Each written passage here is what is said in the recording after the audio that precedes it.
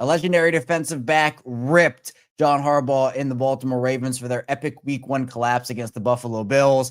And a lot of the points he made were correct. We talk about that and so much more coming up on Locked On Ravens.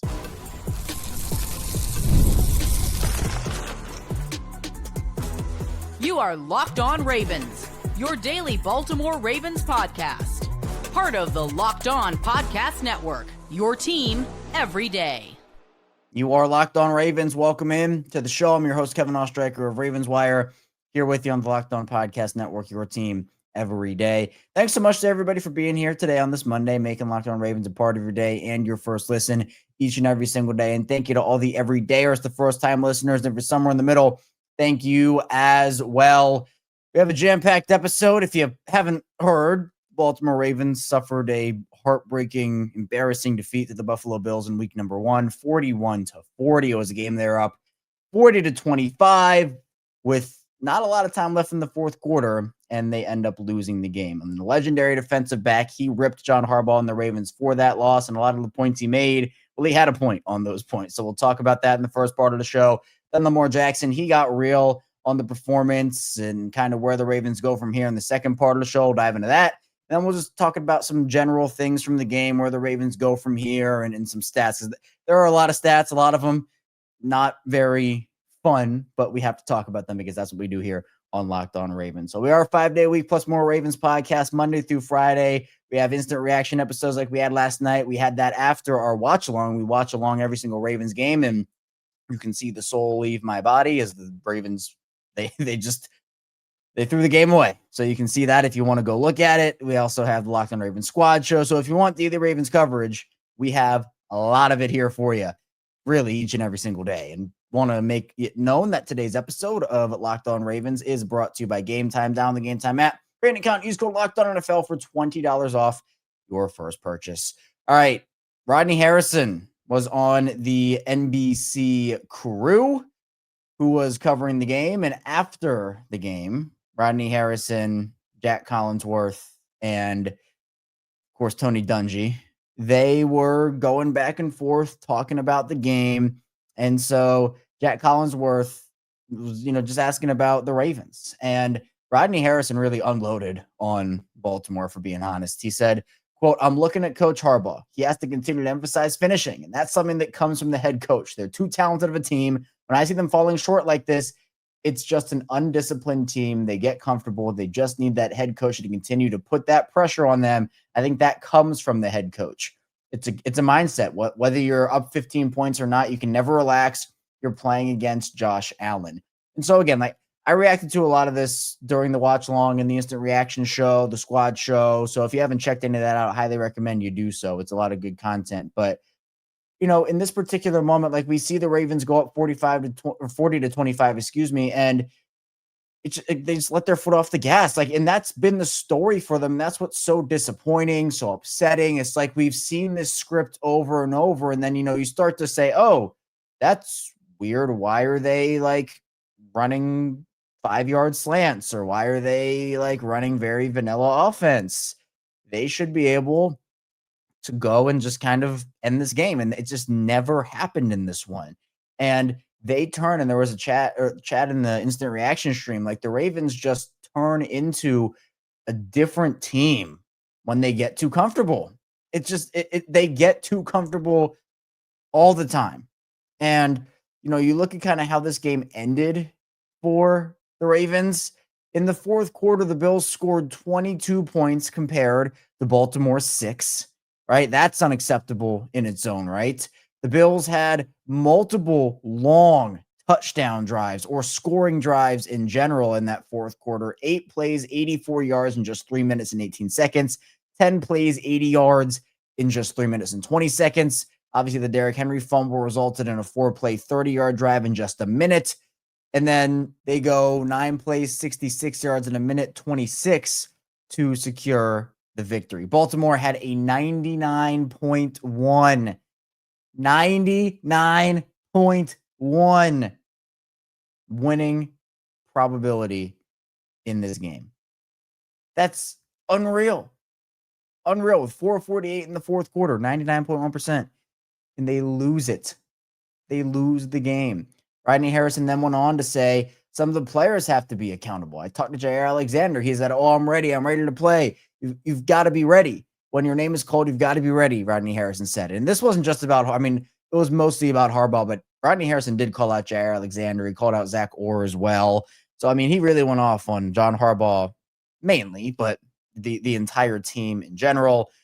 Harrison also said it felt like the defense was doing the same thing, just conservative. Cover 2, no pressure, nothing exotic, just a base defense. I think Zach Orr has grown as a coordinator, but he has to get better. He has to understand his personnel better, and he has to understand the opposing team's personnel better. And yes, I don't think Zach Orr had a wonderful game. I also think the execution was pretty poor. The Ravens pass rush was practically non-existent in this game. Now, I think that Zach Orr definitely could have switched things up a little bit. Whether that was blitzing Kyle Hamilton off the edge more or simulating pressures more or, stunting guys, like whatever it was, it did get vanilla where it's just like, okay, we're going to rush 4 or maybe 5 if we're feeling a little spicy. And we saw a lot of Teddy Buchanan in this game. That was something that Teddy was okay, but it just felt like towards the end of the game, it was just kind of like, okay, prevent, like, don't let anything big up, but they can take the short stuff. And it's just paper cuts. It's like you just boom, boom, boom, there's little things, which ended up being the difference. And then they were talking in just a different segment.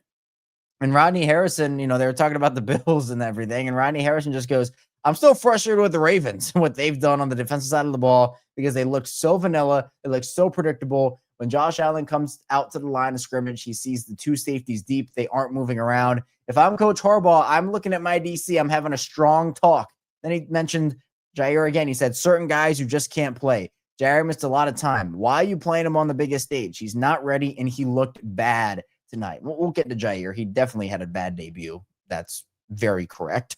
But I think that Rodney Harrison's points as a whole is just like this era of Ravens football, specifically this year of Ravens football, he is correct. They're too talented of a team right now. And it is over and over again that we see this. And he does have to continue to emphasize finishing, but that starts with him in the first place. John Harbaugh needs to emphasize the finishing, but that does start with him in the first place, where it seems like he and the philosophies of this team, more often than not, it's not that. And that's what we see when we see these collapses from the Ravens, or they get up big and then they just let their foot up off the gas and barely squeak out with a win. Lamar Jackson has begged and pleaded and publicly been like, please do this. And it worked for a little bit. We saw the Ravens keep the foot on the gas at times last season after Lamar pretty much made public comments, and he didn't call out the team or anything, but he was just like, hey, we need to do this. Like, we're not doing it, and we need to. And the Ravens said, okay, our quarterback said that, we're going to do it. But continue to do it, because if you don't, this is what happens. You get undisciplined, you start to relax, you start to get comfortable, and you just absolutely blow a game like they did on Sunday night. And you can't do that. Now you're 0-1. The Bills have the tiebreaker over you. We know that they had the seeding advantage over the Ravens last season when they won it one more game than the Ravens did. And the Ravens had plenty of opportunities to surpass Buffalo. But, now the Ravens are essentially 2 games back of the Bills right now. If the Ravens won next week and the Bills lost next week, the Bills would still be ahead of the Ravens in the standings because of that head-to-head record. And look, John Harbaugh, he's getting a lot of flack right now, and I think deservedly so, because, we can talk about Todd Monken, we can talk about Zach Orr, but John Harbaugh is the head coach. John Harbaugh has his fingerprints all over this team. These are John Harbaugh's philosophies that he works together with guys like Todd Monken and Zach Orr on. But John Harbaugh, he's the head guy, right? He has to have some level of influence, some level of approval in terms of, hey, I want to do this, I don't want to do that. Like, yes, Todd Monken's calling the plays and Zach Orr's calling the plays, but you kind of have to assume that John Harbaugh's fingerprints are all over this team. I'd be shocked if they were not. And this has been the theme. Just bad clock management, the timeout thing at the end of the first half with the 2-minute warning and giving the Bills an opportunity to kick 3 points. And it's not all on the coaching staff, right? The execution for a lot of these guys wasn't great either. Like, the pass rush was not good. Jair was not good. Derrick Henry had the fumble, even though he was very, very, very good for the majority of the game. Justice Hill had the fumble, right? Like, obviously, it takes a lot more than one to tango. I don't want to say two because it takes a lot more than two at the NFL level to tango. It takes everybody. It's a team sport. That's how it works. But we continue to see this happen with John Harbaugh-led teams. And, it's a stat that has come out from the AP, Josh Dubow here. John Harbaugh's 17 blown double-digit leads in the second half are most since at least 1991. Another one. John Harbaugh, you just look at kind of how he's operated and what his teams have done over the course of his career. Well, look at this one. Teams with 40-plus points and 235-plus rushing yards in a game were 277-0, including the playoffs. 277-1.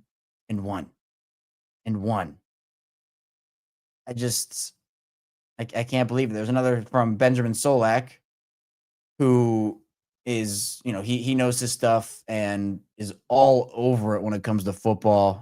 Was with us on the network here for a little bit before, his ascension, and he has certainly earned that. The Ravens, according to Ben here, have now lost 8 games since the 2021 season, in which they at one point had a win probability of at least 90%. That is 3 more than the next closest team. It's just embarrassing. It's embarrassing stats. You don't want the Ravens to be on that side of history. It's terrible. It's terrible. So we're here. I'm still kind of at a loss for words, but we're going to roll along on Locked On Ravens. Coming up, we'll talk about the Ravens and that bad loss of the Bills. We'll talk about Lamar Jackson getting real on the performance, and even Kyle Hamilton had some comments as well that were interesting about the defensive side of the ball. So be sure to stay tuned. Got a lot coming your way on the show. This episode is brought to you by PrizePicks. Daily fantasy app where making the right call can actually pay off. You and I make decisions every day, but on PrizePicks, being right means cashing in. With football back, PrizePicks is the simplest and fastest way to get in on the action. Just pick more or less on 2 to 6 player projections, and you can turn your takes into real prizes all in less than 60 seconds. And for me, I've been playing PrizePicks lately, and it's such a fun way to stay locked in for the season. It's quick, easy, and honestly my favorite way to follow along with football. I love checking projections, like for Lamar Jackson. Is he going to hit more or less than his passing yard total, or maybe a Derrick Henry for more or less than 1 rushing touchdown? And this week's max discounts, they include a guy like, Travis Kelce over on the Chiefs for this week, 0.5 receiving yards. Download the PrizePicks app today and use code LOCKEDONNFL to get $50 in lineups after you play your first $5 lineup. That's code LOCKEDONNFL for $50 in lineups after your first $5 play. PrizePicks, it's good to be right. And the show is brought to you by Upside. Hey, Locked On Ravens fans, are you still paying full price for gas? Stop leaving money behind. Get real cash back every time you fill up with the free Upside app. Somebody download the free Upside app in the App Store or Google Play right now and start earning cash at the pump today. Use my limited time promo code TOUCHDOWN and get an extra 25 cents back per gallon on your first fill up. You can make up to $300 a year just from buying the gas you already needed. At first, I thought it was too good to be true, but it's totally legit. Real people are getting paid just to make their daily commutes, and you can too. Plus, you can cash out anytime to your bank account, PayPal, or any gift card for Amazon and other brands. Don't let this offer drive on by. Download the free Upside app now. Using my limited time promo code TOUCHDOWN for a limited time 25 cent per gallon bonus. That's promo code TOUCHDOWN. Offers vary by user and location. Go to upside.com for terms and conditions. Again, offers vary by user and location. Go to upside.com for terms and conditions. Moving along, Locked On Ravens, Kevin Oestreicher still here with you. Ravens lose to the Bills by the final score of 41-40 in week number 1. It happened. It happened. And we're going to continue to dive into it here on the show. Again, we're 5-day-a-week Ravens podcast Monday through Friday with our watch-alongs that we do during every single game. We have instant reactions after that, Locked On Ravens Squad show. We sometimes have bonus episodes on the weekend. We put out a ton of content, both video form and audio form. So tell a friend, tell a family member as well. With the season now officially kicked off, if they are a Ravens fan or they just want the Ravens perspective on something, be sure to send them over our way on Locked On Ravens. You can follow me on social media at ChaosStriker34, Twitter, Instagram, TikTok, the whole 9 yards. This was a tough one all the way around, especially because I think Lamar Jackson played really well. He had a couple of throws that he'd probably like to have back. He had a play where he maybe could have thrown the ball away on a sack. Like, again, not a lot to complain about for Lamar, who went 14 of 19, 209 yards, 2 touchdowns, also had 6 carries for 70 yards on the ground and another score there.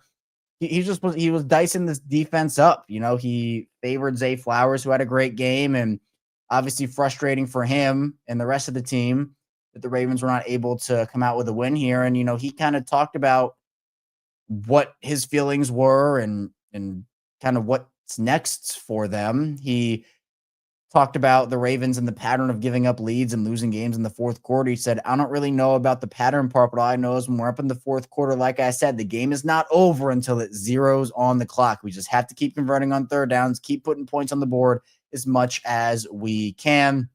He also revealed that he did not want to go for it on the 4th and 3 because he was cramping. So he said that was why he jogged off the field, because he said if he wasn't cramping, everybody in here knows he would have been trying to go for that 4th and 3. And that's kind of it, right? Like, I actually, coincidentally enough, on social media on Saturday, posted the clip of Lamar versus the Chiefs. I believe that was 2021, maybe 2022, of the Ravens beating the Chiefs at M&T, and the Ravens go for it aggressively in their own territory. They get the first down. They effectively ice the game. And, I saw a lot of people on social media asking, like, hey, where is that mindset? Like, where's that aggressive mindset? And so now we have a little more of a clarification there.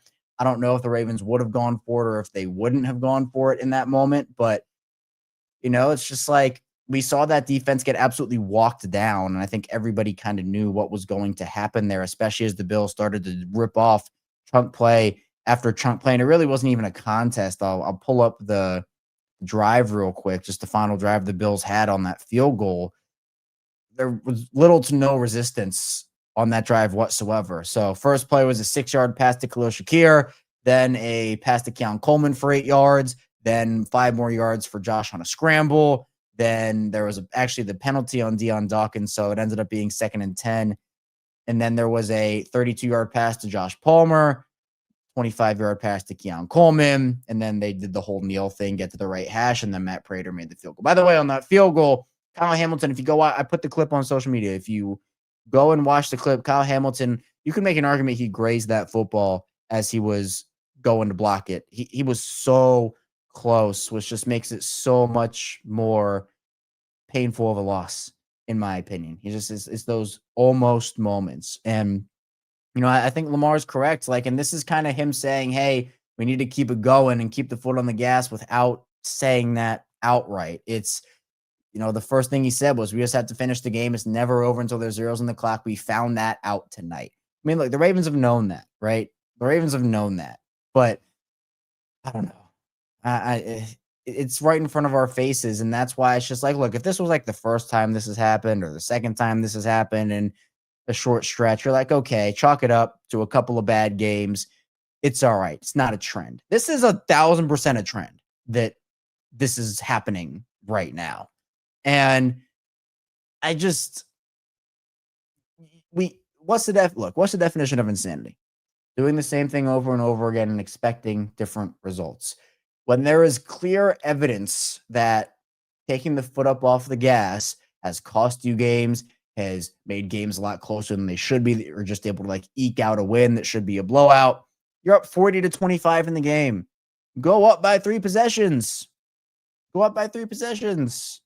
Right? Like, there were plenty of opportunities to go and win this game. And the Ravens gave every opportunity for the Bills to say, hey, no, why don't you take it? Why don't you go ahead? We don't want this. That's what we saw in the game. And again, it's not all the coaching staff. We can kind of dive into a little bit about the pass rush and stuff along those lines. And, he said he didn't want to blame the Buffalo Stadium or anything about playing in Buffalo, but he said, quote, we have mishaps. And I feel like every year I've been in the league, we've had weird things happen. Even back at M&T Bank Stadium, we've had weird things happen. We've been up and something weird happened. That's part of the game, which is true, right? It is true. But, he made it. I just think the biggest takeaway from Lamar is he made it pretty clear that, like, look, got to keep the foot up on the gas without saying got to keep the foot up on the gas. Kyle Hamilton was sick after this game. He said that it was annoying for him and a very pointed answer, something that was very passionate from him. He said, quote, "We talked about it all offseason, how we struggled last season at the beginning. Then we said it's a new year and it's a new team. And then we come out here and do that. We were saying the same things. Well, we're saying something different, but we're doing the same things. I don't know if there's something mentally that we have to get over or if there's a mental block, but I looked up at the score when they were about to kick the field goal and it said they had 400 passing yards or something. I'm about to throw up on the field. It's something that we have to get fixed. And I know that they were in 2-minute mode for pretty much the whole fourth quarter, but still we had opportunities to get off of the field. And so again, that's where like the conservative nature comes in of like not mixing up your looks on offense or defense. You're like running horizontally across the line of scrimmage, getting too cute. The Ravens got too cute. They outdid themselves again. If the Ravens played Ravens football for 60 minutes, I'm not sure they'd lose a game. Maybe they'd lose one, but they don't. That is their kryptonite, is they don't know how to play Raven football for 60 minutes consistently. They do it sometimes. I'm not saying they never do it, but in the big moments, they just seem to out-psych themselves. And, oh, well, this is a chess match that's going on in the brains of everybody, and so we need to outsmart the other sideline. No, just play the game. Just line up and play the game. That's what they need to do. I just feel like getting too cute, the risk versus reward of it is not good enough to me to go out there and actually do it. Like, go out there, perform, play your game, trust your guys, and don't get too cute with it, and don't get too vanilla either. There is a happy medium of what you can do of switching up things, putting your foot on the gas, and making sure the game is actually over. I'm sure some people on that sideline thought the game was over. I'm sure it crossed their mind of like, okay, we can relax a little now. Let's get ready for week 2.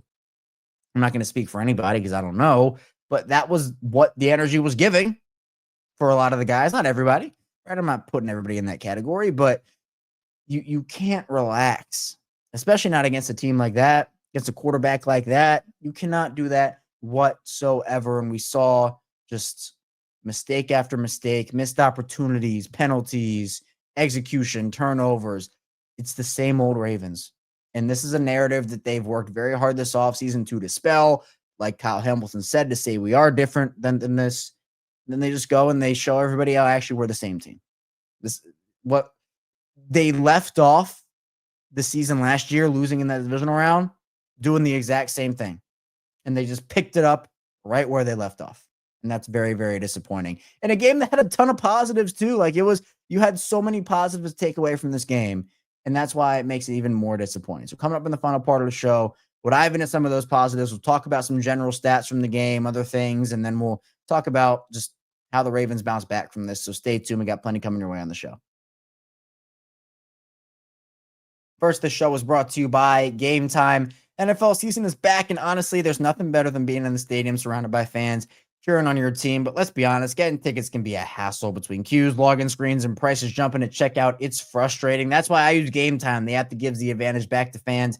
Gametime is fast, easy, and backed by the Gametime guarantee. You'll always get 100% authentic tickets delivered on time and at the best price. Plus, all fees are included. So the price you see is the price you pay. I pulled up Gametime, and in just a couple taps, I saw amazing deals. I'm talking about your favorite NFL games as low as $100. And the app made it super simple. I could even see the exact view from my seat before buying. And I love the zone deals too.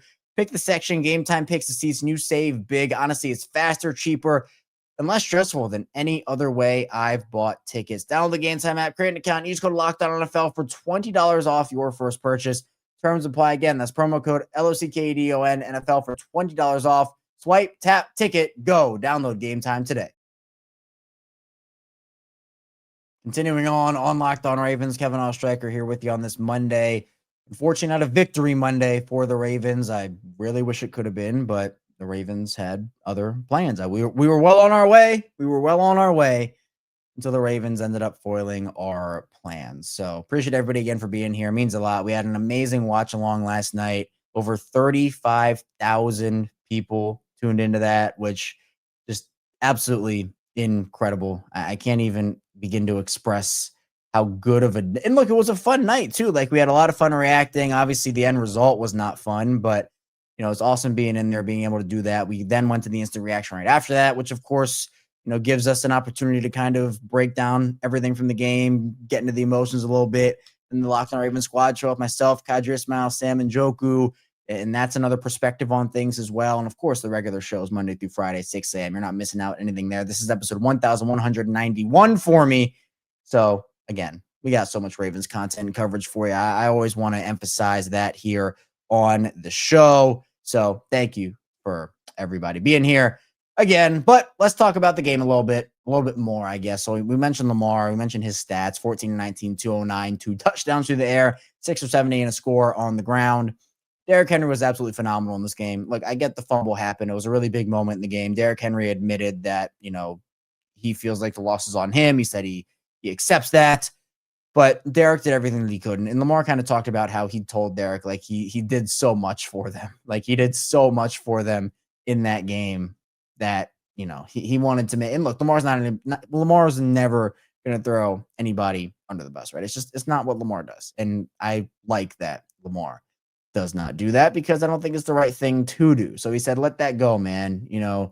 He said that it happened at the wrong time. Not going to knock him for that. He said, shoot, I fumbled into the playoffs. It is what it is. So shout out to Lamar for that mindset. It's something valuable that Lamar brings to the table, not throwing your teammates under the bus. Zay Flowers was the dominant receiver in this one, a career high 143 receiving yards and a touchdown for Zay, 24.4 yards per catch, 7 receptions on 9 targets. Lamar didn't really spread the ball around a lot in this one. Rashad Bateman was the next closest in targets with 4. So it went Zay with 9, Rashad with 4, DeAndre and Justice had 2, and then Mark Andrews and Derrick Henry had 1 target each. DeAndre Hopkins had the catch of a lifetime, one of the best catches I've seen.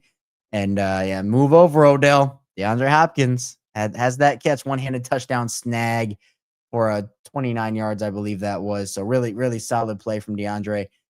Just made a couple plays in spots. Wasn't all that incredible, but they didn't bring him in to be a 7 for 143 guy like Zay was in this game. O-line wise, couple rough plays from Daniel Falele, couple rough runs from Roger Rosengarten as well. I thought they were fine overall, but certainly slowed up at times during the game. Ronnie Stanley got out into space and sprung Zay Flowers free on his screen touchdown. We saw Andrew Voorhees level some guys. Linderbaum, I thought, was pretty solid to go watch again, but Linderbaum, I thought, was pretty solid. So, again, like some rough plays here. And the thing with the Ravens offensive line, and I talked about this on the instant reaction in the squad show, is like they lose very loudly, right? Their losses are loud. So while they had a solid game, in my opinion, the plays that they had that were bad impacted the game in a lot of different ways. Ed Oliver beating Daniel Falele. Ed Oliver beating Roger Rosengarten, right? Some of those penalties, they pop up in such inopportune times.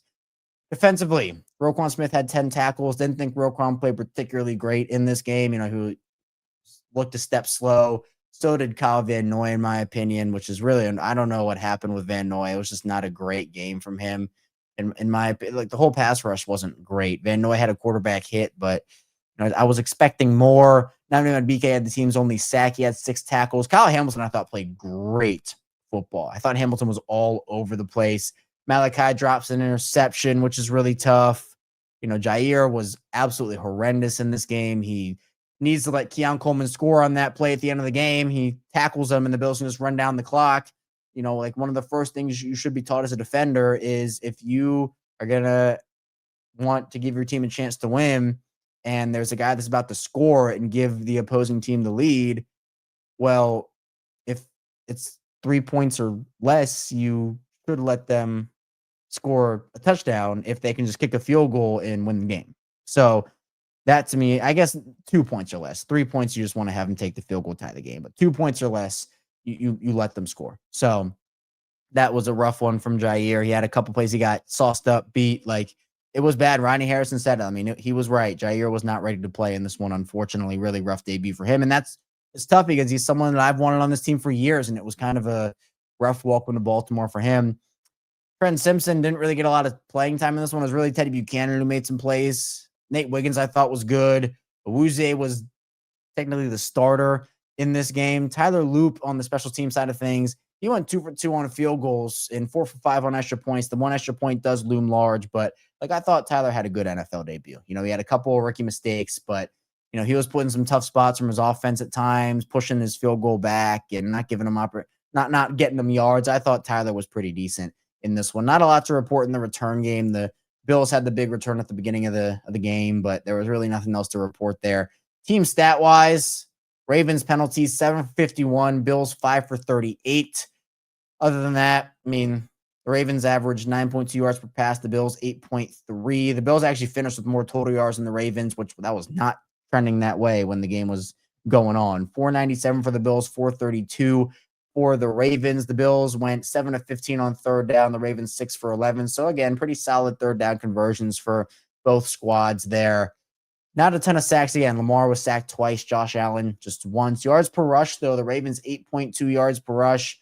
The Bills 3.5. I thought they could have taken a little more advantage of that, and a lot of that came from Derrick Henry chunk plays. But even still, Bills had the ball for 10 minutes more than the Ravens did, so Josh had more opportunities. But again, kind of dictated game flow and whatnot. That's not surprising to me how that ended up happening. And then the one turnover from Derrick Henry ends up looming large. So the Ravens lose a turnover battle there again. So Ravens have to bounce back in week 2 in a really big way. Hopefully they can do it. We'll be talking about this throughout the rest of the week, any narrative storylines, the whole 9 yards, and there is plenty more to talk about. But all in all, it's a disappointing game all the way around, truly. I mean, there were so many things to take away positively from it. And then, at the end of the day, it just couldn't go their way in the end, I guess. It's kind of how it happened. So, by the way, Lamar got shoved by a fan in this game. Derrick Henry got a bottle thrown at him. DeAndre Hopkins got slapped in the helmet. A couple of really, really disrespectful moments from Bills fans in this game at the stadium. And, that was very disappointing to see. I mean, just classless from those fans, those specific, obviously, Buffalo fans. There's no room in the game for that whatsoever. None at all. So Lamar talked about that, actually took accountability, said that he forgot where he was, and, he's going to try not to have that happen again. So I thought Lamar took the high road on that. But, so he was sticking up for his teammates, sticking up for himself, and I'm not going to blame Lamar for that whatsoever. That's all I have for you here today on Locked On Ravens, though. Thank you so much for tuning in to the show. On the way out, be sure to like and subscribe button in video form and follow along in audio form for 5 days a week, plus more of daily Ravens coverage. Coming up tomorrow, we'll be back here talking more Ravens football, talking more about this game and how the Ravens can bounce back from it in week 2 against the Browns. So be sure to stay tuned. I'll see you right back here soon on Locked On Ravens.